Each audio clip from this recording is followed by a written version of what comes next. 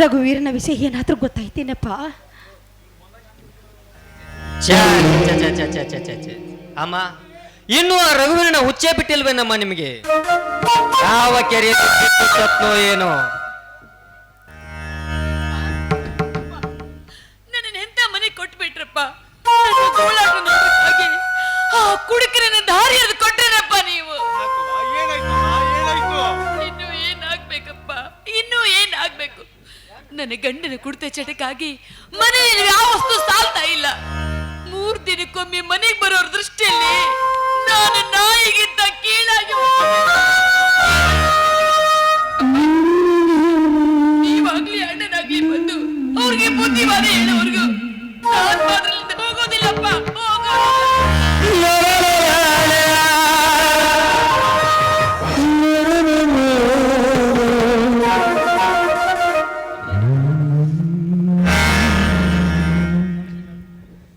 ಬೇಡ ನೋಡು, ಅವನಿಗೆ ಈಗ ರಜೆ ಸಿಗೋದಿಲ್ಲ.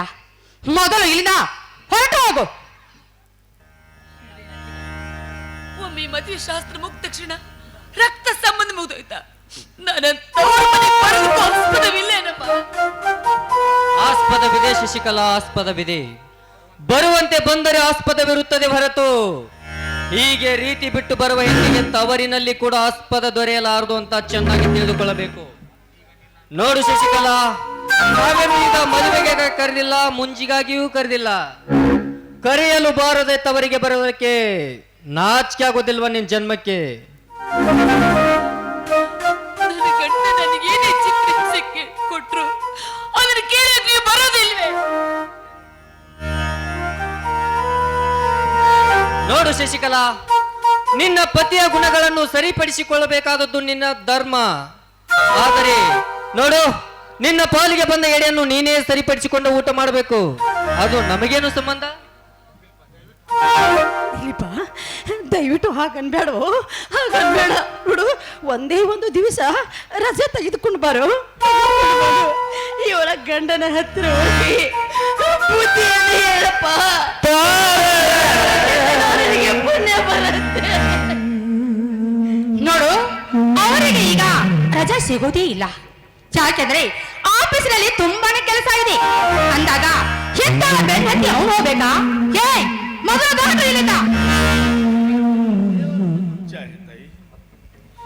ದೇವರು ನಿಮ್ಮನ್ನ ಸುಖದೇ ತಿಂತಾನಂತ ತಿಳ್ಕೊಂಡ ನೊಂದ ಬಂದವರಿಗೆ ಚುಚ್ಚಿ ಮಾತನಾಡಬಾರದಮ್ಮ, ಮಾತನಾಡಬಾರದು. ಅದು ನ್ಯಾಯವೂ ಅಲ್ಲಮ್ಮ, ನ್ಯಾಯವೂ ಅಲ್ಲ.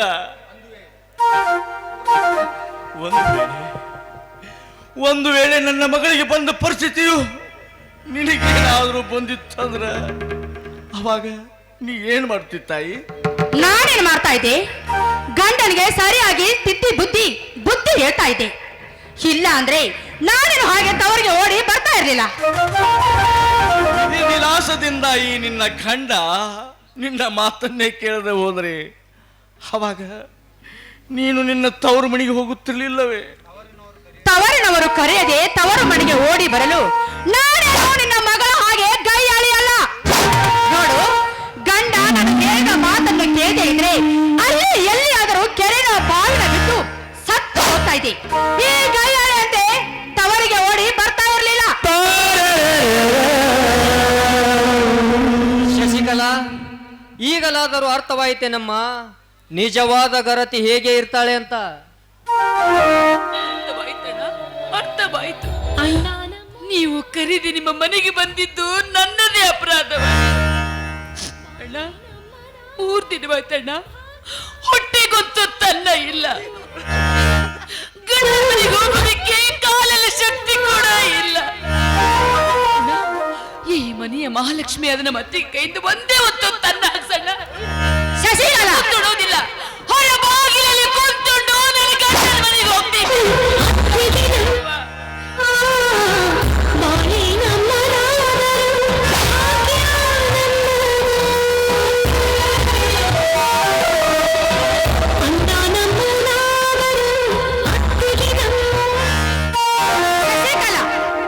ಗಂಡನನ್ನು ಬಿಟ್ಟು ಯಾರ ಮೆಂಡನ್ನು ಕಟ್ಟಿಕೊಂಡು ಓಡಿ ಬಂದಿದೆಯಲ್ಲ, ನಿನ್ನಂತ ಕೈಯಾಳಿಗೆ ಈ ಮನೆ ಅನ್ನ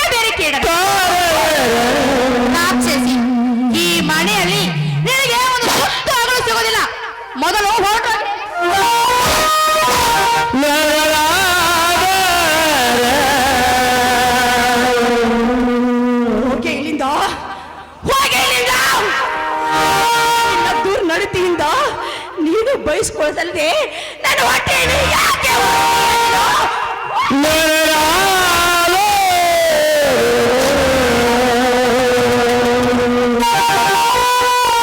ಅಪ್ಪನ ಇಲ್ಲದೆ ಏನಾದ್ರೂ ನೀನು ಕಾಲಿಟ್ಟಿದ್ದೆ ಆದ್ರೆ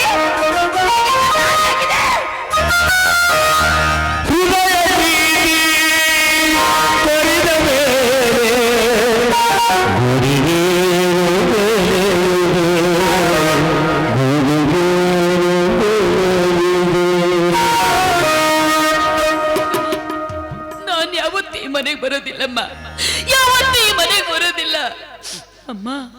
ನಾನು ಜಾಣಿಯಾಗಿದ್ರೆ ನನ್ನ ಗಂಡ ಮೇಲೆ ನೇಣು ಹಾಕಿಕೊಂಡು ಪ್ರಾಣ ಬಿಡಬೇಕಾಗಿತ್ತು. ಆದ್ರೆ ಹೆತ್ತ ಕರಳು ನೊಂದಿತ್ತು ಅಂತ ಇಲ್ಲಿವರೆಗೂ ಬಂದ್ಬಿಟ್ಟಮ್ಮ, ಇಲ್ಲಿವರೆಗೂ ಬಂದ್ಬಿಟ್ಟೆ. ಇನ್ಯಾವತ್ತೂ ಈ ಮನೆಗೆ ಬರೋದಿಲ್ಲಮ್ಮ, ಇನ್ಯಾವತ್ತೂ ಈ ಮನೆಗೆ ಬರೋದಿಲ್ಲ.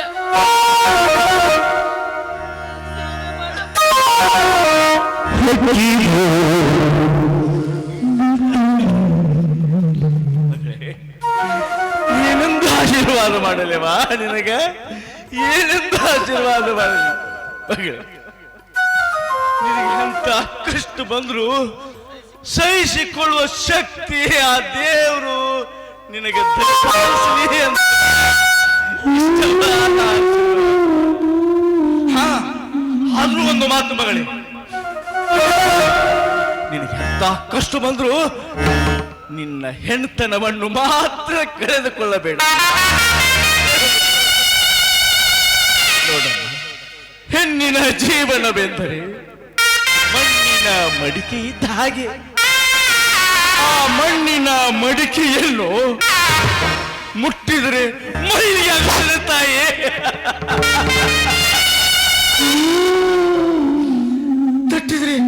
ತಟ್ಟಿದ್ರೆ ಒಡೆದು ಹೋಗ್ತದೆ ತಾಯಿ.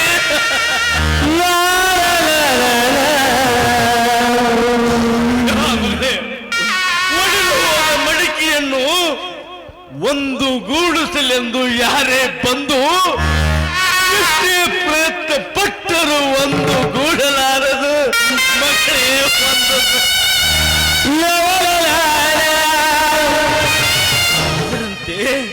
ಅದರಂತೆ ಹೆಣ್ಣಿನ ಜೀವನವವ್ವ, ಹೆಣ್ಣಿನ ಜೀವನ.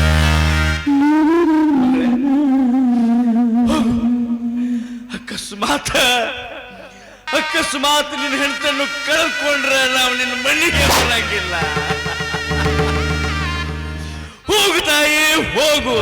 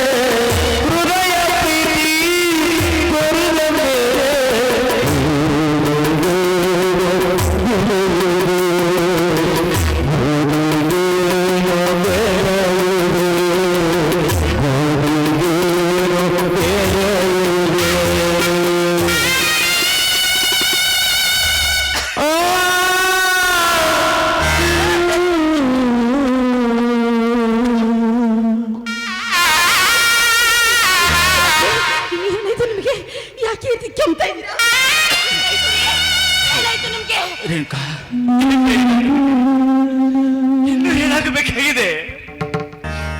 ಒಟ್ಟಿಲೆ ಹುಟ್ಟಿದ ಮಗಳು ಮನೆ ಬಾಗಿಲಿಗೆ ಬಂದು, ಅಣ್ಣ ಅತ್ತಿಗೆ 3 ದಿವಸದಿಂದ ಊಟ ಮಾಡಿಲ್ಲ, ಒಂದೋ ಒಂದು ಹಿಡಿಯನ್ನ ನೀಡಿ ಹೊರ ಬಾಗಿಲಲ್ಲಿ ಕುಂತು ತಿಂದು ಹೋಗುತ್ತೇನೆಂದು ಅಂಗಲಾಚಿ ಬೇಡಿದ ನನ್ನ ಮಗಳಿಗೆ ಒಂದೇ ಒಂದು ತುತ್ತನ್ನ ನೀಡದ ಈ ತಂದೆ ಇನ್ನು ಬದುಕಬೇಕೆ?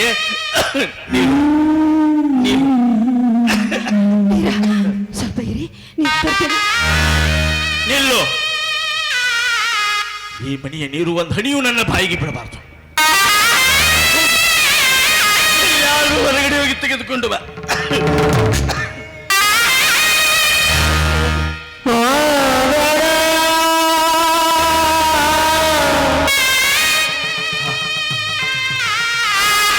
ಸಾವಿಗೆ, ನನ್ನ ಸಾವಿಗೆ ಇದೇ ಯೋಗ್ಯ ಸಮಯ.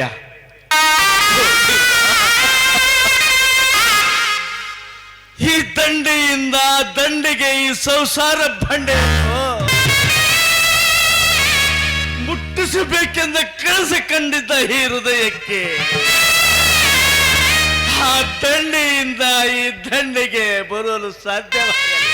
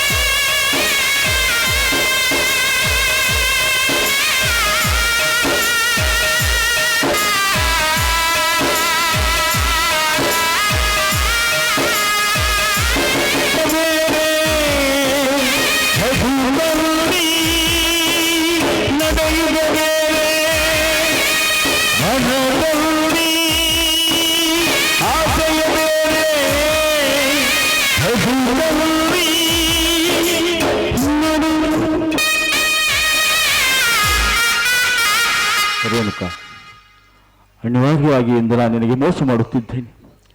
ಮಗನ ಮನೆಯಲ್ಲಿದ್ದ ಮಾಣಿಗೇಡಿ ಆಗುವುದಕ್ಕಿಂತ ಮರಣಗೊಂಡು ಸಂಶಯದಿಂದ ಇವತ್ತು ನಾನು ನಿನ್ನ ಬಿಟ್ಟು ಆತ್ಮಹತ್ಯೆಗೆ ಕೈ ಹಾಕುತ್ತಿದ್ದೇನೆ. ರೇಣುಕಾ, ನನ್ನ ಮನದಿಂದ ನಿನಗೆ ಅಪಾರ ದುಃಖವಾಗಬಹುದು, ಆದರೆ ಉಪಾಯವಿಲ್ಲ. ಭವದ ಬಿರುಗಾಳಿಯಿಂದ ತುತ್ತರಿಸಿದ ಈ ನನ್ನ ದೇಹ ಇಂದು ಕಾವೇರಿ ನದಿಗೆ ಆಹುತಿಯಾಗಬೇಕಾಗಿದೆ. ನನ್ನನ್ನು ಹುಡುಕಿಸಲು ಪ್ರಯತ್ನ ಪಡಬೇಡ, ಅದು ವ್ಯರ್ಥ. ಇಂತಿ ನಿನ್ನ ಹತಭಾಗ್ಯಪತಿ ರಾಮರಾಯ.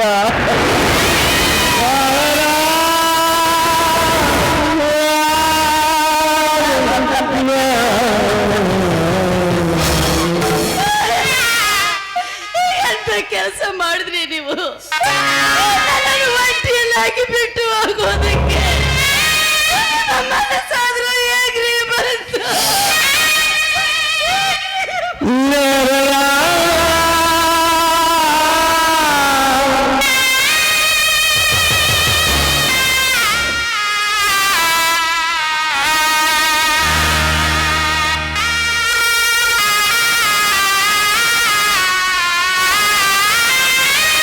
Yeah.